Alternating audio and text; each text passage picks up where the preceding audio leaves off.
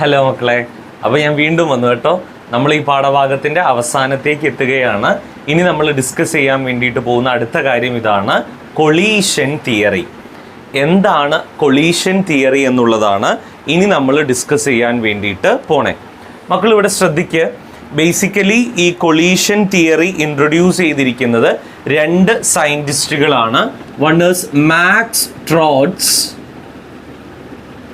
And ലൂയിസിനെ അറിയാത്തവരാരാണ് ഉണ്ടാവുക അല്ലേ?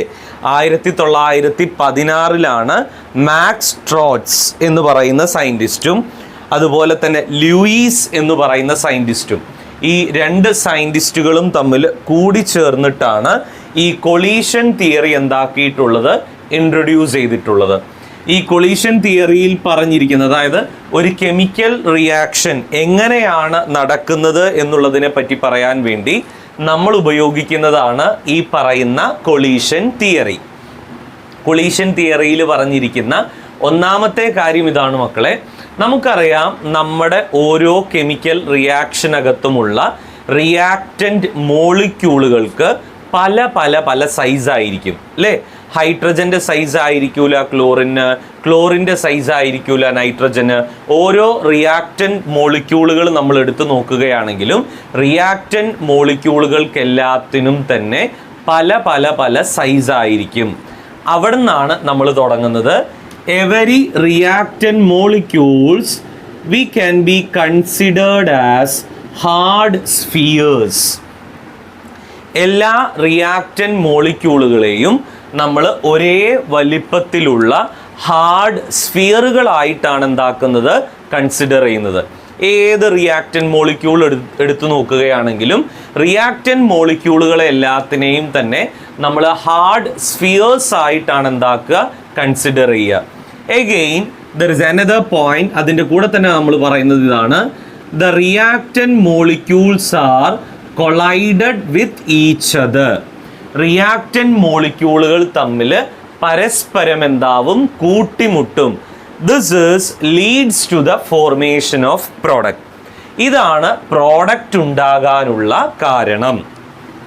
Reactant മോളിക്യൂളുകളെല്ലാം തന്നെ ഹാർഡ് സ്ഫിയറുകളാണ്. ഈ ഹാർഡ് സ്ഫിയറുകളായിട്ടുള്ള റിയാക്റ്റൻ്റ് മോളിക്യൂളുകളെല്ലാം തന്നെ പരസ്പരം കൂട്ടിമുട്ടാൻ വേണ്ടിയിട്ട് എന്താവും, തുടങ്ങും. ഇങ്ങനെ റിയാക്റ്റൻ്റ് മോളിക്യൂളുകൾ തമ്മിൽ പരസ്പരം കൂട്ടിമുട്ടുമ്പോഴാണ്, കൊളൈഡ് ചെയ്യുമ്പോഴാണ് അത് പ്രോഡക്റ്റ് ആയിട്ട് എന്താകുന്നത്, മാറുന്നത്. രണ്ടാമത്തെ പോയിന്റ് ഇതാണ്, the number of collisions per second per unit volume.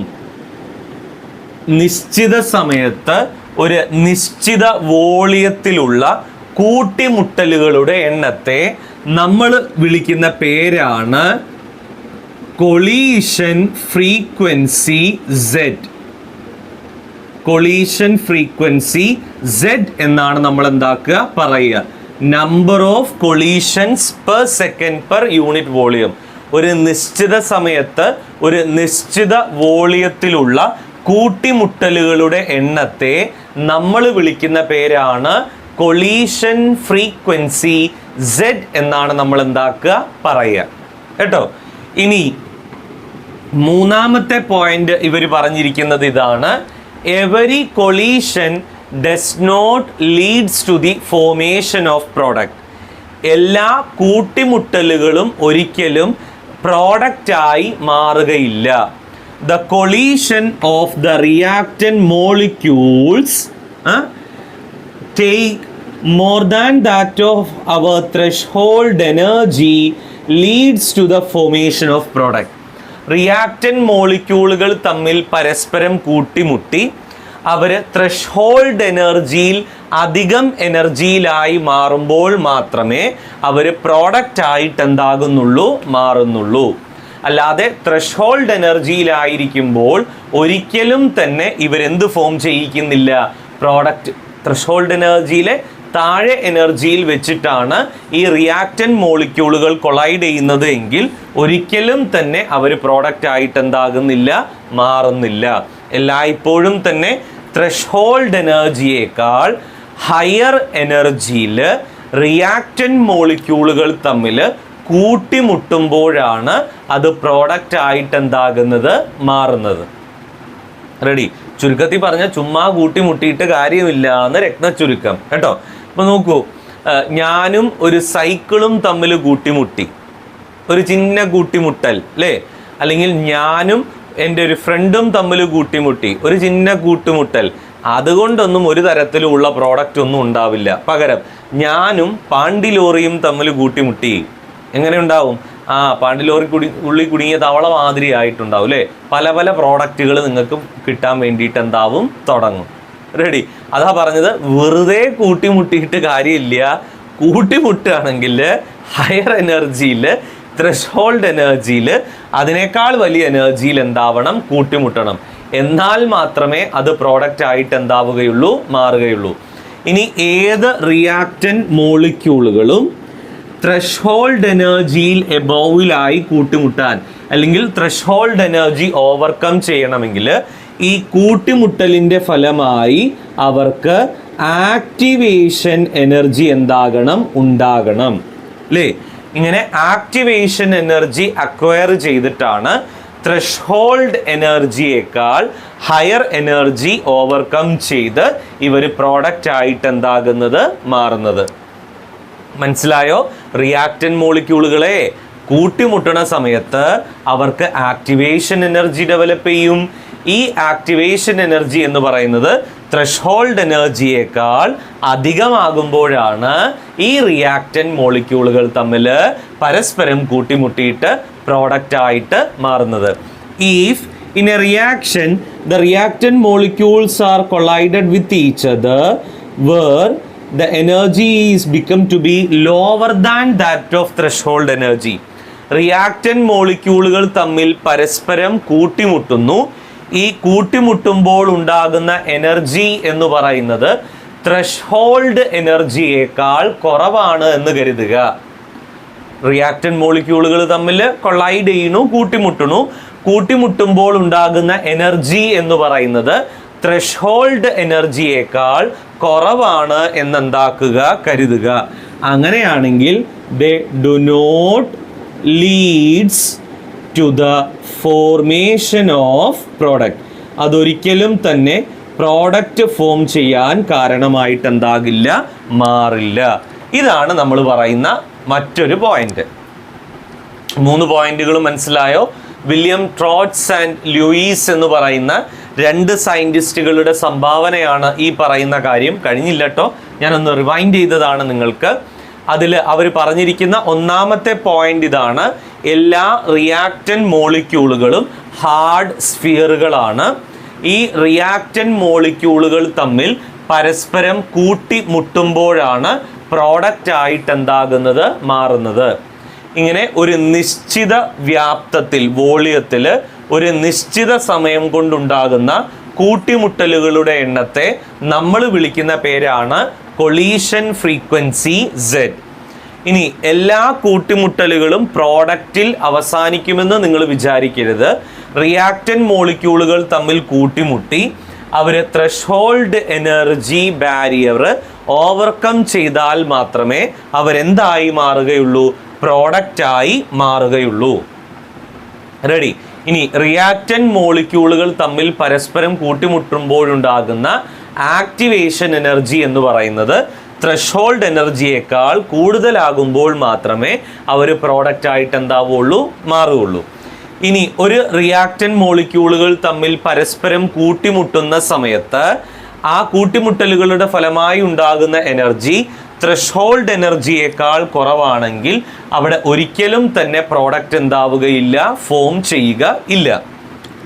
ഇനി 4ാമത്തെ പോയിന്റ് ഇതാണ്: if the reactant molecules are collided with a proper orientation, കൃത്യമായ ഓറിയന്റേഷനിൽ, കൃത്യമായ അളവിലാണ് റിയാക്റ്റന്റ് മോളിക്യൂളുകൾ, അതായത് ചുമ്മാ അങ്ങനെ പിന്നെന്താ പറയുക, ഏണുകോണായിട്ടൊന്നുമല്ല, വളരെ കൃത്യമായി, വളരെ വ്യക്തമായി, ഒരേപോലെ പ്രോപ്പർ ഓറിയന്റേഷനിൽ കൂട്ടിമുട്ടുകയും അതോടൊപ്പം breaking of the bonds of the reactant molecules and formation of a appropriate bond,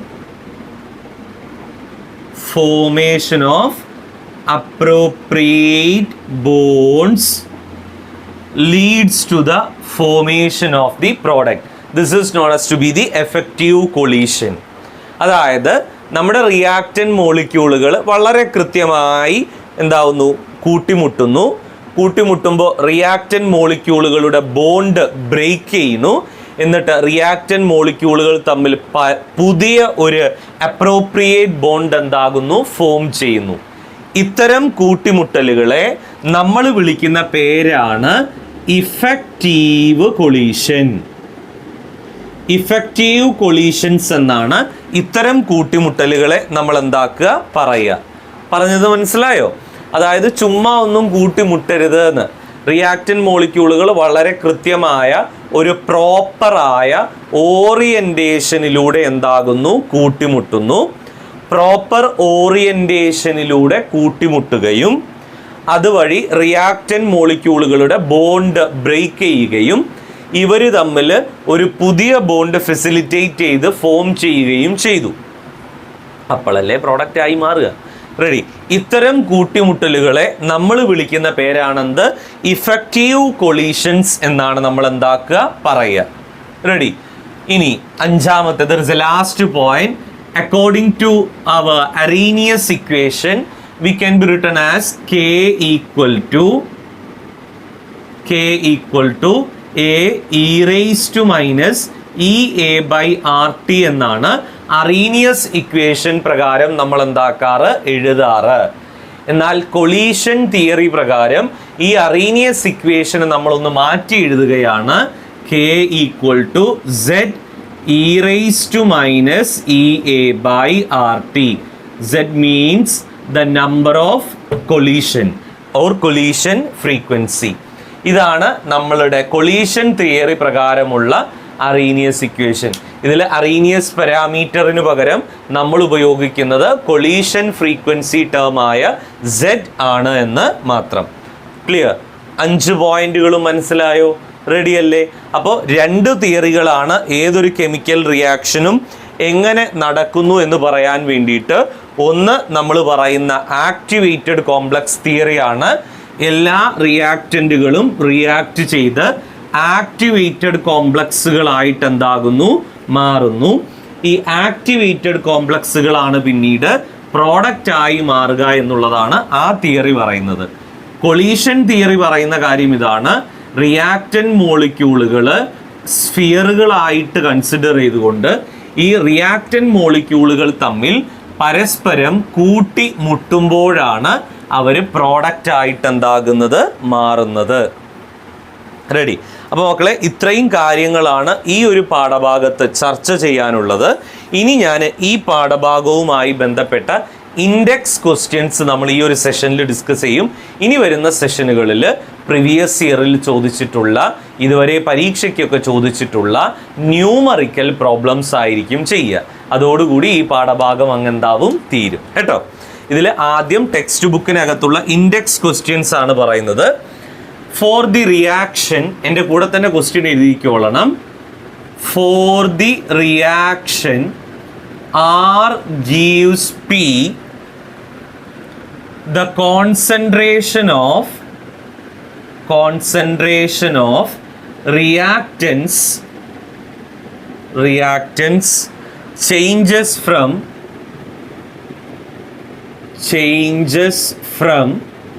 0.03 molar to 0.025 molar in 25 minutes. Calculate the average rate. Calculate the average rate in both minutes and seconds. Ready? നോക്കുക, ഒരു reaction തന്നിട്ടുണ്ട്, R gives P എന്നാണ്. ഈ ഒരു റിയാക്ഷനിൽ റിയാക്റ്റന്റിന്റെ concentration മാറുന്നത് 0.03 മോളാറിൽ നിന്ന് 0.02 മോളാറിലേക്കാണ് 25 മിനിറ്റിൽ. Ready? നിങ്ങളോട് ഇതിന്റെ ആവറേജ് റേറ്റ് കാണാനാണ് പറഞ്ഞിരിക്കുന്നത്, മിനിറ്റിലും സെക്കൻഡിലും. നോക്കൂ മക്കളെ, നമ്മുടെ റിയാക്ഷൻ ഇതാണ്, R gives P. ഇതിന്റെ ആവറേജ് റേറ്റിന്റെ ഇക്വേഷൻ ഒന്ന് പറഞ്ഞേ. ആവറേജ് റേറ്റ് നമ്മൾ 2 റേറ്റ് പഠിച്ചിട്ടില്ലേ? ആവറേജ് റേറ്റും ഇൻസ്റ്റന്റേനിയസ് റേറ്റും. ഇതിൽ ആവറേജ് റേറ്റിന്റെ ഇക്വേഷൻ എങ്ങനെയാ വരിക? Minus delta of R by delta T അല്ലേ? Minus delta of R by delta T. അപ്പം minus delta of R, change in concentration എന്താണ്? 0.03 മൈനസ് 0.02 ബൈ ഡെൽറ്റ ടി. എത്രയാന്ന് തന്നിട്ടുണ്ട്? 25 മിനിറ്റ്. എന്താ ഉത്തരം വരിക എന്നൊന്ന് നോക്കിക്കേ. Minus delta r by delta t. Ready? ചെയ്ത് നോക്കണേടാ. ഞാൻ തൽക്കാലം ചെയ്തത് അങ്ങ് പറയുകയാണ്. ദിസ് ഇസ് 4 × 10⁻⁻⁴ മിനിറ്റ് ഇൻവേഴ്സ് എന്നെന്താവും വരും. റെഡി? എനിക്ക് മക്കളെ ഇതിനെ മിനിറ്റിലല്ല പിന്നെ സെക്കൻഡിലും കാണാൻ പറഞ്ഞിട്ടുണ്ട്. അപ്പോൾ ഇത്രയേ ഉള്ളൂ. 4 × 10⁻⁻⁴ മിനിറ്റ് ആണ്.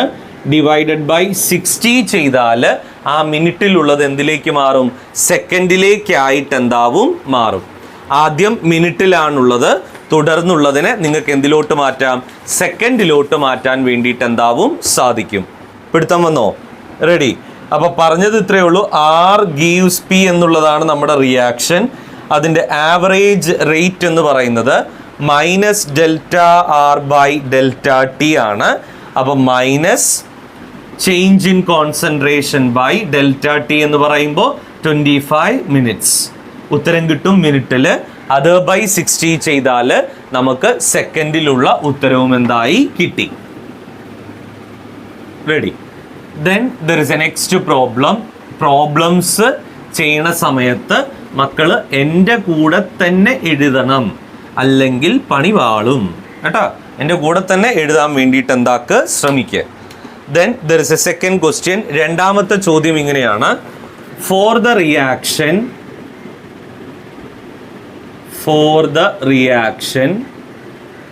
A plus B gives product. A plus B gives product. The rate law is given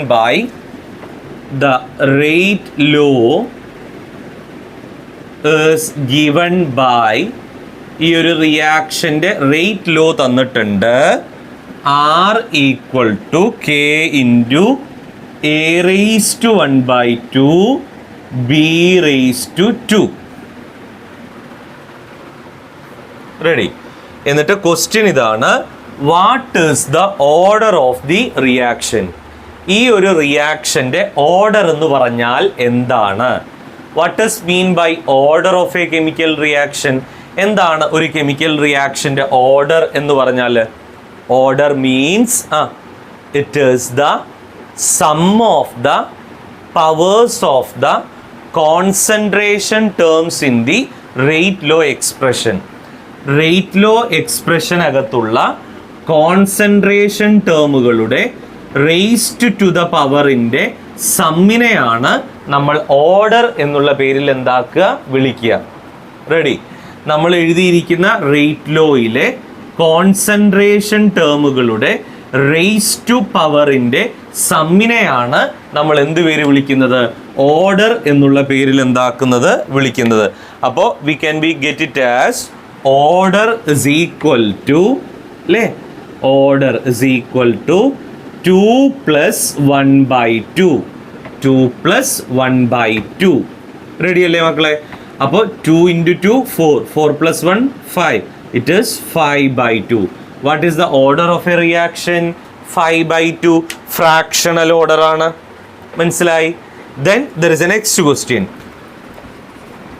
the conversion of, അടുത്ത ചോദ്യം, the conversion of molecules x to y follows second order kinetics.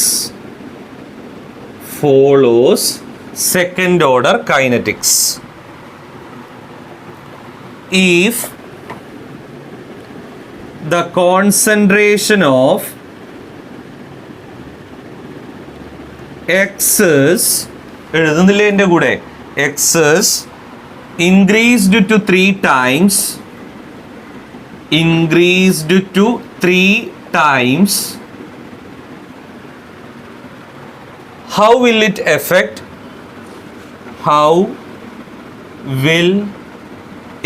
affect the rate of formation of Y? The rate of formation of Y. Ready? നോക്കുക, പറഞ്ഞത് x എന്ന് പറയുന്ന molecule y ആയി convert ചെയ്യുന്നു. X is converted into y. അത് follow ചെയ്യുന്നത് ഒരു second order kinetics ആണ്. ഒരു സെക്കൻഡ് ഓർഡർ കൈനറ്റിക്സ് ആണ്. മക്കൾ, ഇതിൻ്റെ റേറ്റ് ഇക്വേഷൻ എന്ന് പറഞ്ഞേ എങ്ങനെയാ വരിക? R equal to K into concentration of X അല്ലേ?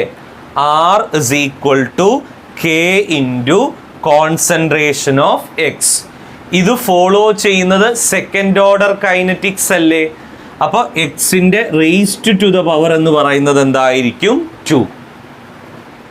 മനസ്സിലായോ? ഈ ഒരു റിയാക്ഷൻ ഫോളോ ചെയ്യുന്നത് സെക്കൻഡ് ഓർഡർ കൈനറ്റിക്സ് എന്ന് പറഞ്ഞാൽ എക്സിൻ്റെ റേസ്ഡ് ടു ദ പവർ എന്ന് പറയുന്നത് എന്താണ്? 2 ആണ്. ഇനി if the concentration of x is increased to 3 times, എക്സിൻ്റെ കോൺസെൻട്രേഷൻ 3 മടങ്ങ് കൂടുന്നു. അപ്പോൾ എക്സിന് പകരം അവിടെ എന്ത് കൊടുക്കണം? 3x എന്നെന്താക്കണം? കൊടുക്കണം. അപ്പോൾ r equal to K into 3x whole square. Ready? How will it effect the rate of formation of y? അങ്ങനെയാണെങ്കിൽ വൈയുടെ ഫോർമേഷനെ ഇതെങ്ങനെയാണ് എഫക്റ്റ് ചെയ്യുന്നത് എന്നാണ്. നമുക്ക് ആർ ഇസ് ഈക്വൽ ടു, ഇതിൽ 3x സ്ക്വയർ എന്നല്ലേ, ഇതിൽ 3 സ്ക്വയറിനെ പുറത്തോട്ട് എടുത്തൂടെ? 3 സ്ക്വയർ എന്ന് പറഞ്ഞാൽ എന്താ? 9k into X square. 9k into X square. അതായത് റേറ്റ് എത്ര മടങ്ങ് കൂടി?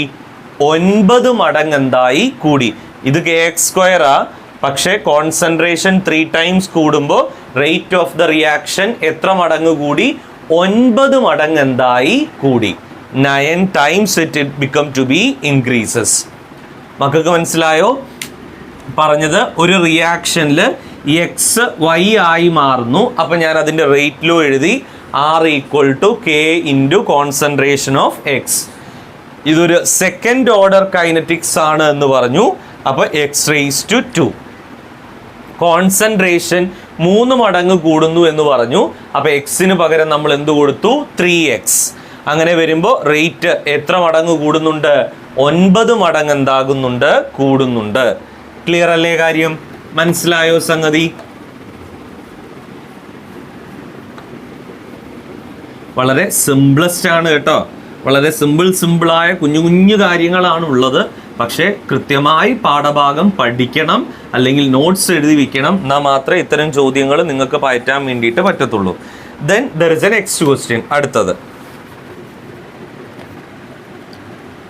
A first order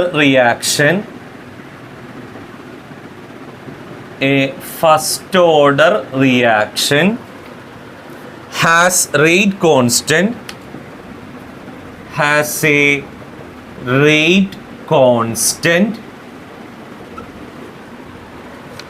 1.15 into 10 raised to minus 3 second inverse. 10 raised to minus 3 second inverse. How long എത്ര ദൂരം എന്നല്ല എത്ര സമയം. How long will 5 gram of this reactant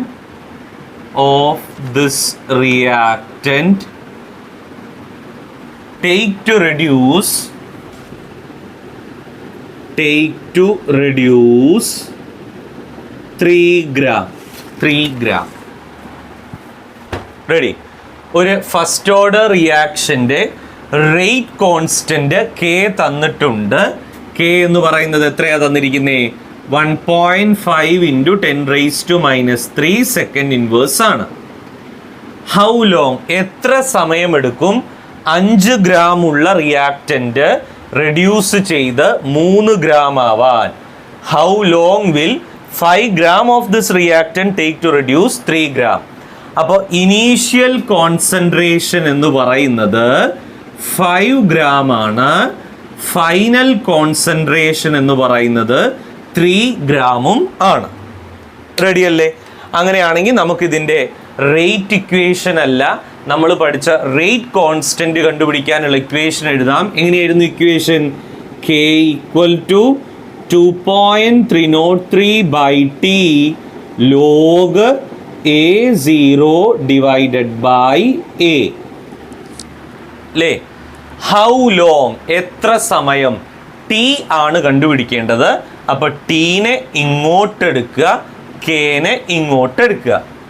അപ്പോൾ T = 2.303/K log concentration of A0 / concentration of A. നോക്കുക, T = 2.303 ബ്രാക്കറ്റിൽ 1.5 × 10 raised to minus 3 log initial concentration 5, final concentration 3. ആദ്യം മക്കൾ 5/3 കാണുക, എന്നിട്ട് അതിൻ്റെ ലോഗ് എടുക്കുക, ഇൻറ്റു 2.303 ഹോൾ ഡിവൈഡഡ് ബൈ ബ്രാക്കറ്റിൽ 1.5 × 10 raised to minus 3 കേട്ടോ. ചെയ്തു നോക്കണേ. ചെയ്തു നോക്കിയാൽ നിങ്ങൾക്ക് സെക്കൻഡ്സിലാണ് ഉത്തരം കിട്ടുക. ഞാൻ പറഞ്ഞു, പ്രോബ്ലംസ് ചെയ്യുമ്പോൾ മക്കളെല്ലാവരും തന്നെ റഫ് പേപ്പർ കയ്യിലുണ്ടാവണം. സയൻറ്റിഫിക് കാൽക്കുലേറ്ററും എന്താക്കണം, കയ്യിലെടുത്ത് വെക്കണം. നിങ്ങൾക്ക് ചെയ്തു കഴിഞ്ഞാൽ കിട്ടുന്ന ഉത്തരം ഇതാണ്: 444 seconds. 444 സെക്കൻഡ്സ് എന്ന് ഉത്തരം കിട്ടും. ചിലപ്പോൾ നിങ്ങൾക്ക് 443.9 എന്നായിരിക്കും. കുഴപ്പമില്ല കേട്ടാ. അപ്രോക്സിമേറ്റ്ലി 444 സെക്കൻഡ് എന്നാണ് ഉത്തരം എന്താവുക, കിട്ടുക കേട്ടോ. അടുത്ത പ്രോബ്ലത്തിലോട്ട് പോയാലോ? Then there is a next one. അടുത്ത പ്രോബ്ലം എഴുതിക്കോ. The time required to decomposes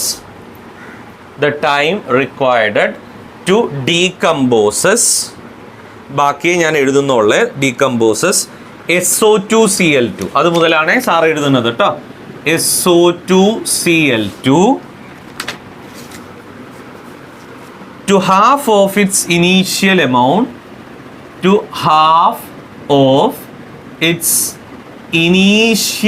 amount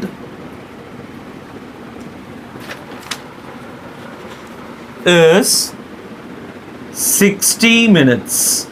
60 minute. ഒരു SO2Cl2 എന്ന് പറയുന്ന റിയാക്റ്റൻ്റ് റിയാക്ട് ചെയ്ത് പകുതിയാകാൻ എടുക്കുന്ന കാലയളവ് എന്ന് പറയുന്നത് എത്രയാണ്?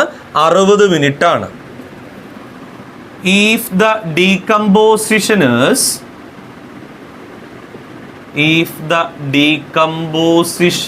is a first order reaction,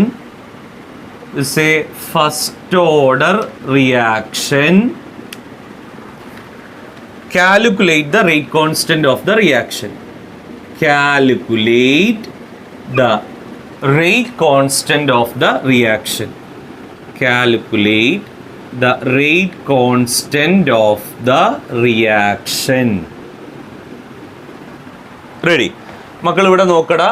ഒരു റിയാക്റ്റൻ്റ് ഇനീഷ്യൽ എമൗണ്ടിൽ നിന്ന് പകുതിയാകാൻ എടുക്കുന്ന സമയം എന്ന് പറയുന്നത് 60 മിനിറ്റ് ആണ്.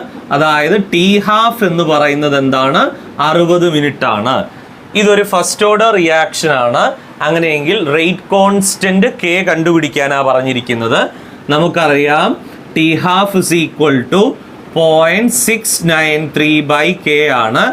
റേറ്റ് കോൺസ്റ്റന്റ് കെ ആണ് കണ്ടുപിടിക്കേണ്ടത്. This is 0.693 t half. അപ്പോൾ 0.693 ടി ഹാഫ് എന്ന് പറഞ്ഞാൽ എത്രയാ വരിക? 60 മിനിറ്റ് എന്നാണ് എന്താവുക വരിക. ചെയ്തിട്ട് ഉത്തരം നോക്കണേ. This is 1.925 into 10⁻⁻⁴. Ready? 1.925 into 10⁻⁻⁴ second inverse എന്നാണ് എന്താവുക വരിക. കേട്ടോ? ഇത്രയും ചെയ്തു നോക്കണേ. ബാക്കി നമുക്ക് അടുത്ത ക്ലാസ്സിൽ പറയാം.